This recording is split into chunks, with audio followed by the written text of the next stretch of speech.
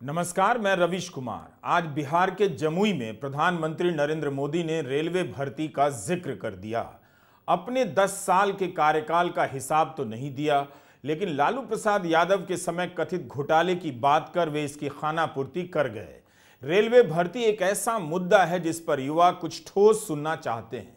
10 साल में रेलवे में कितनी नौकरियां दी गईं, कितनी भर्तियां आईं और आने वाले समय में भर्तियों का भविष्य क्या होगा, यह एक ऐसा मुद्दा है जिसे लेकर विपक्ष ने काफी मेहनत की और हर समय इसे अग्रिम मोर्चे पर रखा। संसद में सवाल पूछकर आंकड़े निकाले तो कई सारी प्रेस कॉन्फ्रेंस की। मोदी राज में रेलवे की बहाली को लेकर कई बड़े आंदोलन हुए, लेकिन उन सब स्मृतियों को पीछे धकेलते हुए प्रधानमंत्री 2004 से 9 के बीच लालू यादव के समय कथित भर्ती घोटाले की बात करने लग गए। याद कीजिए, रेलवे में भर्ती के नाम पर जो लोग गरीब युवाओं से जमीन लिखवा लें, वो बिहार के युवाओं का कभी भला नहीं कर सकते। रेल मंत्री हमारे नीतीश बाबू भी थे। आज तक कोई शिकायत नहीं आई नीतीश बाबू के खिलाफ, और इन लोगों ने गरीबों की जमीन छीन ली। क्या वाकई प्रधानमंत्री नरेंद्र मोदी रेलवे की भर्तियों को लेकर युवाओं के बीच गंभीर बहस करना चाहते हैं? लालू प्रसाद यादव के समय की याद दिलाते हुए उन्हें याद नहीं रहा कि उनके 10 साल में युवाओं को रेलवे की भर्तियों से क्या मिला?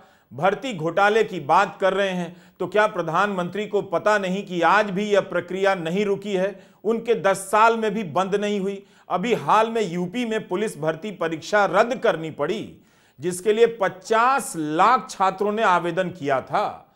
हम रेलवे भर्ती की ही बात करते हैं। बिहार के युवा रेलवे की भर्ती पर कुछ ज्यादा सुनना चाहते होंगे और केंद्र सरकार का रिकॉर्ड देखना चाहते होंगे कि मोदी सरकार का रिकॉर्ड यूपीए की सरकार से कितना बेहतर है। प्रधानमंत्री मोदी को शायद यह याद नहीं रहा होगा कि इसी साल पटना में रेलवे की भर्ती को लेकर आंदोलन हुआ। बहुत से छात्र सड़क पर उतर आए और असिस्टेंट लोको पायलट की भर्ती की संख्या बढ़ाने की मांग करने लगे। रेलवे रनिंग स्टाफ एसोसिएशन ने भी रेलवे बोर्ड को पत्र लिखा कि रेल चालकों की वैकेंसी 16,373 है, मगर विज्ञापन केवल 5,696 का ही निकला। छात्र इसे लेकर आंदोलन करने लगे। मोदी राज में इस तरह के कई आंदोलन हुए हैं और जब भी हुए हैं तब प्रधानमंत्री की तरफ से कोई भी ठोस आश्वासन या बयान नहीं आया। 10 साल में मोदी राज में रेलवे में कितनी भर्तियां हुई, इसका रिकॉर्ड तो प्रधानमंत्री के पास होगा, होना भी चाहिए। तो क्यों नहीं भाजपा उसका प्रचार करती है? क्यों नहीं बताती कि मोदी के दौर में ज्यादा नौकरियां दी गईं? जमुई रैली से पहले तेजस्वी यादव ने ट्वीट कर पूछा भी था कि आशा है प्रधानमंत्री बताएंगे कि जमुई के कितने युवाओं को 10 साल में रोजगार मिला है, मगर प्रधानमंत्री नीतीश बाबू और लालू यादव के राज का जिक्र कर निकल गए। 1-2 लाइन में किसी घोटाले की बात कर निकल जाने का कोई मतलब नहीं। नौकरी पर बात करनी है तो ठीक से कीजिए। अभी 2 अप्रैल को कांग्रेस अध्यक्ष मल्लिकार्जुन खड़गे ने ट्वीट किया था और रेलवे से जुड़े 7 सवाल प्रधानमंत्री मोदी से किए थे। पहला सवाल नौकरी को लेकर ही था। खड़गे ने पूछा कि अभी तक रेलवे में 3 लाख खाली पद क्यों नहीं भरे हैं? क्या भाजपा उन SC, ST, OBC और आर्थिक रूप से कमजोर EWS वर्ग के लोगों के खिलाफ है जो भारत के सबसे बड़े पब्लिक सेक्टर एम्प्लॉयर में आरक्षण का लाभ उठाने से वंचित रह गए? कायदे से प्रधानमंत्री या रेल मंत्री को 10 साल का पूरा डेटा देना चाहिए। यूपीए के समय कितनी भर्तियां निकली, मोदी राज में कितनी भर्तियां निकली और मोदी राज में भर्तियों को लेकर छात्रों ने कितने आंदोलन किए। मोदी सरकार ने खुद संसद में बताया है कि 2014 से 2022 के बीच रेलवे ने 3,50,204 लोगों को ही नौकरी दी है। रेल मंत्री अश्विनी वैष्णव का यह राज्यसभा में दिया गया जवाब है। यह तो रिकॉर्ड है रेलवे में भर्ती का। यह उस संस्था का हाल है जो देश में सबसे अधिक नौकरी देने वाली मानी जाती है। उस संस्था ने मोदी राज के 8 साल में केवल 3.5 लाख नौकरियां दी। यह खबर याद कीजिए जरा 2017 की है। तब पीयूष गोयल रेल मंत्री थे और उन्होंने वर्ल्ड इकोनॉमिक फोरम में बयान दे दिया कि रेलवे के इकोसिस्टम में 1 साल में 10 लाख नौकरियां दी जा सकती हैं। गोयल अब रेल मंत्री नहीं है, मगर 1 साल में 10 लाख नौकरियां देने के उनके वादे या हिसाब का क्या हुआ पता नहीं। हेडलाइन उस समय छप गई और छप कर खो गई। प्रधानमंत्री को कायदे से इन्हीं से पूछकर बताना चाहिए कि किस इकोसिस्टम से और किस हिसाब से उन्होंने बताया था कि रेलवे के इकोसिस्टम से 10 लाख नौकरियां 1 साल में दी जा सकती हैं, तो कितनी दी गई होंगी? पूछिए, तो आप भी पूछिए मोदी सरकार के किस साल में 1 साल के भीतर 10 लाख नौकरियां पैदा हुई हैं। प्रधानमंत्री मोदी अपना रिकॉर्ड नहीं बताते हैं। उन्हें पता है कि बिहार का युवा रेलवे की नौकरियों पर सुनना चाहता है, तो लालू यादव के समय के कथित घोटाले का जिक्र करने लग गए।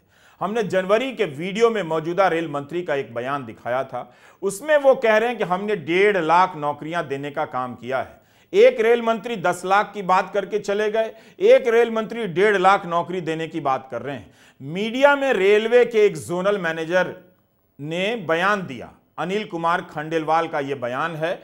वे कह रहे हैं कि यह भ्रांति है कि रेलवे लोको पायलट की हजारों वैकेंसी खाली है, ऐसा नहीं है। खंडेलवाल ने तब यह भी कहा था जनवरी में कि पहले रेलवे 3 या 4 साल में वैकेंसी निकालती थी, अब हर साल निकालती है। 3-4 साल पहले भी तो सरकार मोदी की ही थी। जनवरी में पटना में छात्र नाराज थे कि 6 साल बाद सहायक लोको पायलट की भर्ती निकली है, मगर सीटें कम हो गईं। समय समय पर रेलवे की भर्ती को लेकर विपक्ष ने शानदार भूमिका निभाई। संसद में सवाल पूछकर खाली सीटों की संख्या को प्रचारित किया, सरकार पर भर्तियों के लिए दबाव बनाया। सीपीएम के राज्यसभा सांसद जॉन ब्रिटास और इंडियन मुस्लिम लीग के राज्यसभा सांसद अब्दुल वहाब ने रेल भर्तियों को लेकर कई सवाल किए। राज्यसभा में भाजपा सांसद सुशील मोदी ने भी रेलवे की भर्तियों को लेकर सवाल किया है। राज्यसभा सांसद जॉन ब्रिटास ने 11 अगस्त 2023 को रेल मंत्री से सवाल किया कि देश भर में रेलवे में श्रेणीवार कुल स्वीकृत पदों और रिक्तियों की संख्या कितनी है। इसके जवाब में मंत्री जी जानकारी देते हैं कि 11 अगस्त 2023 राज्यसभा का यह जवाब है कि रेलवे की अलग अलग इकाइयों में राजपत्रित श्रेणी के कुल 18,848 पद स्वीकृत हैं। इनमें से 2,680 पद खाली हैं, यानी 14% से अधिक पद खाली हैं। और राजपत्रित पदों की भी यही हालत है। कुल स्वीकृत 14,63,000 पदों में से 2,61,000 से भी ज्यादा पद खाली हैं, करीब 18% पद खाली हैं। इसी तरह 11 अगस्त 2023 को इंडियन यूनियन मुस्लिम लीग के राज्यसभा सांसद अब्दुल वहाब सवाल करते हैं कि विगत 2 वर्षों के दौरान भारतीय रेलवे में कितनी रिक्तियां रिपोर्ट की गईं और संविदात्मक और स्थायी दोनों पदों पर जोनवार कितनी रिक्तियां हैं। इसके जवाब में रेल मंत्री बताते हैं कि 1 अप्रैल 2021 को 2,93,000 से अधिक पद खाली थे, 1 अप्रैल 2022 को 3 लाख से अधिक पद खाली थे और 1 जुलाई 2023 को खाली पदों की संख्या 2,63,000 से अधिक थी। 1 अप्रैल 2014 से 30 जून 2023 तक 9 वर्षों की अवधि में 4,86,034 उम्मीदवारों को पैनलबद्ध किया गया है। हाल ही में 1,39,050 उम्मीदवारों को पैनलबद्ध करने के लिए लगभग 2.25 करोड़ से अधिक उम्मीदवारों के कंप्यूटर आधारित परीक्षा आयोजित करके एक विशाल भर्ती प्रक्रिया पूरी की गई। यह जनवरी के प्रोग्राम में हमने आपको बताया था। नौकरी की बहस ठीक से होनी चाहिए, मगर यह बहस आधी अधूरी होकर रह जाती है।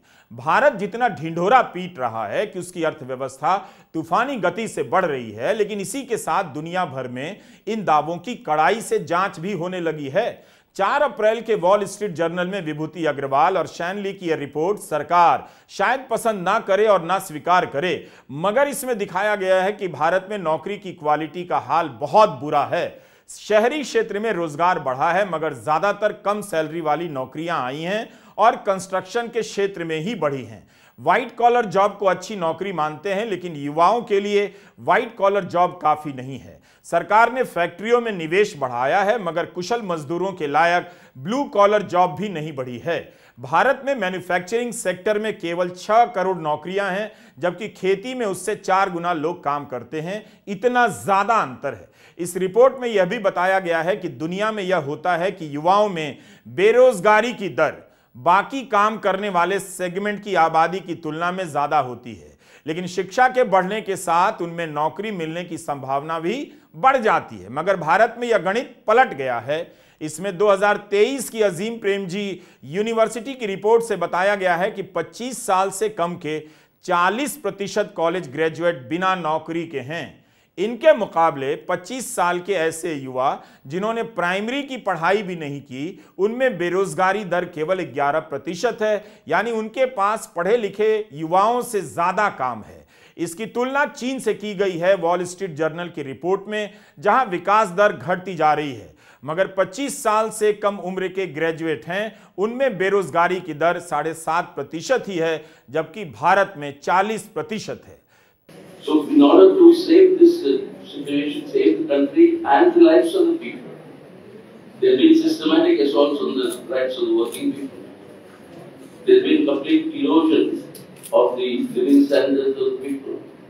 The last 10 years have not seen an increase in the real wages in the country. There is an unprecedentedly high level of unemployment and price rise that continues to eat into the meager earnings of the people. The net result is that the purchasing power in the hands of the people has fallen to a record low, and the amassment of wealth of the rich has grown to a record level again. This widening of inequalities, this imposition of a misery on the lives of the people, this has to change. Bharat ने पिछले 10 साल में विपक्ष ने नौकरी का सवाल उठाया, लेकिन सारी बहस अखबारों के संपादकीय पन्नों के विश्लेषण में सिमट कर रह गई। विपक्ष ने अपने मैनिफेस्टो में रोजगार के वादे किए हैं और इस सवाल को बड़ा किया है, लेकिन बीजेपी ने कभी उन दावों का ठीक से काउंटर कर अपनी कामयाबी का पारदर्शी और ठोस आंकड़ा नहीं दिया। वॉल स्ट्रीट जर्नल अमेरिका का अखबार है, मगर जो बात इस अखबार ने कही है वही बात भारत के अर्थशास्त्री और कई पत्रकार स्थानीय तौर पर यहां के समाचार पत्रों में लिख चुके हैं। बस लोगों तक उनकी बात किसी तरह नहीं पहुंची। भारत सरकार के पीरियोडिक लेबर फोर्स सर्वे का ही आंकड़ा है कि जो कॉलेज ग्रेजुएट हैं उनमें जुलाई 2022 और जून 2023 के बीच बेरोजगारी दर 13.4% थी। यह पहले के साल में 14.9% थी, यानी थोड़ा सा सुधार हुआ। इसके बाद भी हालत इतनी खराब है। यह आंकड़ा स्नातक की डिग्री वाले युवाओं का है। अगर बीए की पढ़ाई करने वाले युवाओं में बेरोजगारी इतनी भयावह है तो वे कर क्या रहे हैं? यही नहीं, आईआईटी बॉम्बे से भी खबर आ रही है कि कैंपस से नौकरी नहीं मिल रही, बुलाने पर भी कंपनियां नहीं आ रही। तो इसका मतलब है टाइम खराब चल रहा है। युवा भले अपना वोट किसी और मुद्दे पर डाल रहे हैं या पता नहीं उनके लिए यह मुद्दा है भी या नहीं, मगर रोजगार की हालत खराब है। जब आईआईटी बॉम्बे में नौकरी नहीं मिल रही है तब आप सोचिए क्या हालत होगी। हिंदुस्तान टाइम्स के नीरज पंडित ने रिपोर्ट फाइल की है कि आईआईटी बॉम्बे में इस साल प्लेसमेंट के लिए 2000 छात्रों ने पंजीकरण कराया। आमतौर पर प्लेसमेंट का सीजन दिसंबर से फरवरी तक चलता है, लेकिन अप्रैल आ गया मगर अभी तक 712 छात्रों को नौकरी नहीं मिली है। यह आंकड़ा करीब 36% है। पिछले साल 33% छात्रों को कैंपस से नौकरी नहीं मिली थी। यहां तक कि जिस कंप्यूटर इंजीनियरिंग ब्रांच में सभी को नौकरियां मिल जाती थीं, मगर इस ब्रांच में भी 100% प्लेसमेंट अभी तक नहीं हुआ। यह पहली बार हुआ है। यही नहीं, एक दूसरी रिपोर्ट आई है, आईटी सेक्टर के व्हाइट कॉलर जॉब में भी भर्तियां कम हो रही हैं। इसका एक कारण आर्टिफिशियल इंटेलिजेंस भी है। दुनिया भर के साथ साथ भारत में भी इसका असर देखने को मिल रहा है। आईटी सेक्टर में भर्तियों का आंकड़ा इकट्ठा करने वाली संस्था फाउंडेट ने बताया है कि 2022 के मुकाबले 2023 में हार्डवेयर और सॉफ्टवेयर नौकरियों के विज्ञापन घट गए, 5% कम हो गए। ऑनलाइन हायरिंग में 18% की कमी आ गई। अगर इस बात से आप दुखी हैं तो भारत के मुख्य आर्थिक सलाहकार के बयान से सुखी होने का शानदार अवसर आपको प्रदान कर रहा हूं। इनका नाम है वी अनंता नागेश्वरन। जनाब नागेश्वरन कहते हैं, सरकार बेरोजगारी पर कुछ नहीं कर सकती है। सरकार सारे सामाजिक और आर्थिक मुद्दों का हल नहीं कर सकती, जैसे बेरोजगारी। यह सोचना गलत है कि सरकार दखल देकर हर चुनौती को दूर कर सकती है। बेरोजगारी जैसे मुद्दों के कारणों का पता लगाना आसान है, मगर इसका उपचार मुश्किल है। अंतर्राष्ट्रीय श्रम संगठन ILO और मानव विकास संस्थान ने एक रिपोर्ट जारी की है। इस रिपोर्ट का नाम है इंडिया अनएम्प्लॉयमेंट रिपोर्ट। इसमें बताया गया है कि भारत की जो बेरोजगार आबादी है उसमें से 83% युवा हैं। सन 2000 में जिनके पास इंटर तक की शिक्षा थी, बेरोजगार युवाओं में उनकी संख्या 35% थी। 2022 में यह आंकड़ा 65% तक पहुंच गया, यानी इंटर तक की शिक्षा वालों के बीच बेरोजगारी भयंकर बढ़ गई है। सरकार अपने आंकड़ों से कभी भी बेरोजगारी को स्वीकार नहीं करती है, लेकिन इंटरनेशनल लेबर ऑर्गेनाइजेशन के आंकड़े बेरोजगारी की भयावह तस्वीर पेश करते हैं। एक आंकड़ा हम जरूर बताना चाहेंगे। देश में इंटरनेशनल लेबर ऑर्गेनाइजेशन ने सर्वे किया है, उसमें आंकड़े हैं कि आज देश में बेरोजगारों में से 83% युवा हैं। पढ़े लिखे युवाओं में बेरोजगारी लगभग 65% है। ग्रामीण क्षेत्रों में सिर्फ 17.5% युवाओं के पास ही काम है। यानी भारत की आत्मा गांव में 82% युवा आज बेरोजगार हैं और मोदी जी इसके बारे में कोई काम नहीं किया। आप एक बार विश्वास कीजिएगा, अगर इंडिया सरकार की अलायंस की सरकार बनती है तो नौजवानों को हम लोग नौकरी देने का काम करेंगे, बेरोजगारी को दूर करेंगे। 2024 के चुनाव का लंबा समय निकल गया। जिस तरह से आम जनता और युवाओं के बीच रोजगार की बात होनी चाहिए, हुई ही नहीं। एक ही नारा चल रहा है, 400 पार, मगर युवाओं को इस 400 पार में क्या मिलने वाला है, उनकी नौकरी और कमाई का क्या होने वाला है, इस पर बात ही नहीं हो रही है। नमस्कार, मैं रवीश कुमार।